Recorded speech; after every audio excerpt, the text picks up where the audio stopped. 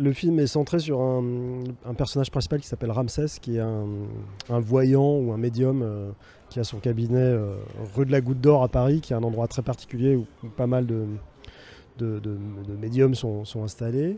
Et c'en est un qui a beaucoup de talent, au sens où il sait très bien manipuler, il sait très bien dire aux gens ce qu'ils ont envie d'entendre, et il sait comment amener des informations à des gens, et de manière à ce qu'ils aient l'impression de jamais les avoir données.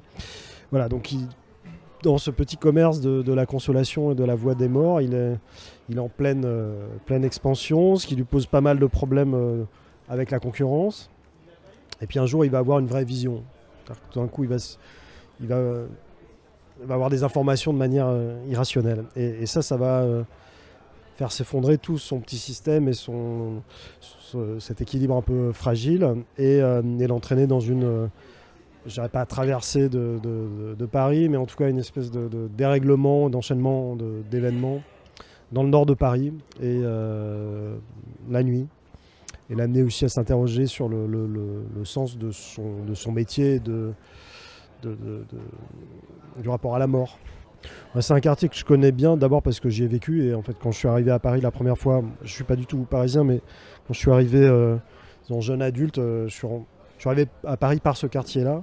Il a une personnalité, une singularité très forte, il m'a immédiatement fasciné. Il y a quelque chose de très dur aussi à pas mal de niveaux.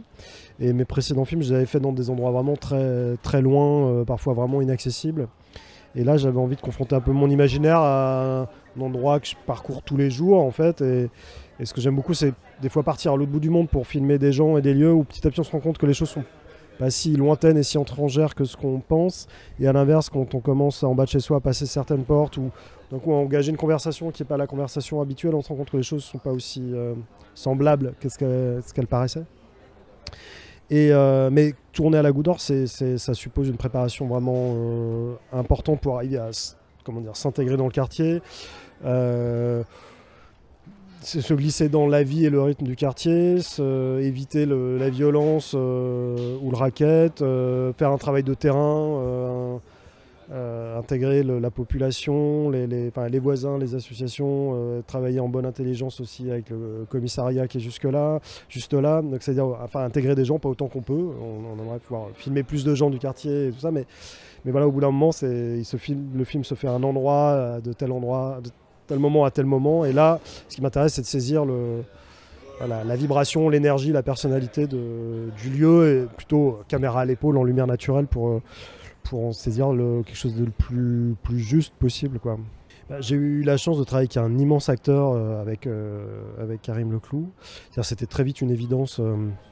Le rôle était plus austère et plus sec que ce qui est dans le film. Et ça, c'est beaucoup grâce à Karim, qui a énormément d'empathie.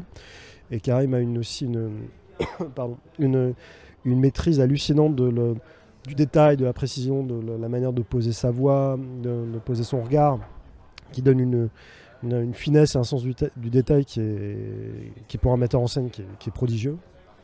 Et donc la chance qu'on a eue, c'est que le film était plutôt bien financé, et du coup on a eu du temps pour préparer, ce que j'avais pas forcément eu en tout cas sur mon premier film, et où le tournage était beaucoup plus chaotique. Je dirais pas que la Goutte d'Or, tourner à la Goutte d'Or, c'était reposant et que c'était calme, mais je veux dire, au moins on a eu du temps, et du coup on a eu beaucoup de temps pour préparer, pour travailler le texte ensemble, pour se raconter le personnage, le construire.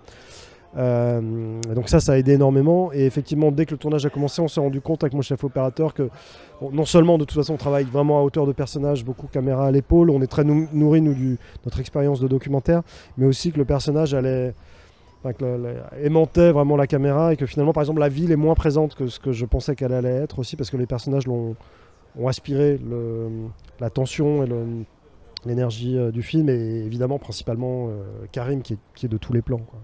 Deux scènes que j'aime beaucoup, qui sont quand Karim découvre le corps, il le porte, il va trouver un corps, il va le porter, puis ensuite le montrer à d'autres personnages du film. Et il y a quelque chose de très physique qui se joue là, qui est à la fois très, très brutal dans ce que ça raconte, et donc c'est des scènes plutôt dérangeantes, mais Karim amène une douceur que je trouve extrêmement belle, et aussi il a un sens du rythme couplé au sens du rythme de mon opérateur caméra Sylvain Verdet, et leur connexion ensemble sur comment se comporter, comment bouger dans l'espace, comment rythmer. Parce que moi, je suis comment dire, on tourne des longueurs assez grandes, sur parfois un espace assez large aussi, donc je donne des indications et puis ensuite ils y vont, et souvent parfois ça arrive que ce soit la première prise parce qu'ils ont eu et lui à la caméra et Karim au jeu, voilà, un moment des moments de grâce, quoi. Et dans ce cas-là, si on veut les reproduire, en général on peut faire 20 prises derrière, on a d'autres choses, mais on n'a pas les premières fois, quoi. Il y a Werner Herzog qui a une métaphore que j'aime beaucoup. Il dit que quand il a une idée de film, en fait, c'est comme s'il y avait un cambrioleur qui rentrait dans la maison, et en fait qu'il fallait qu'il le mette dehors pour pouvoir continuer à dormir, quoi. Et, enfin, il y avait un intrus, et que tant qu'il n'était pas débarrassé de cet intrus, il n'arrivait plus à dormir. Donc se débarrasser de l'intrus étant faire le film, quoi, ou faire l'œuvre, quoi. Et donc je trouve que c'est assez juste, quoi. Tout d'un coup, il y a une intuition, il y a une idée, il y a une vision. Ça peut passer par un personnage ou un bout d'histoire ou une scène. On se dit ça, il faut absolument que je le raconte, ça, il faut absolument que je le filme. Et voilà. Et tant que c'est pas fait, ça nous hante, quoi.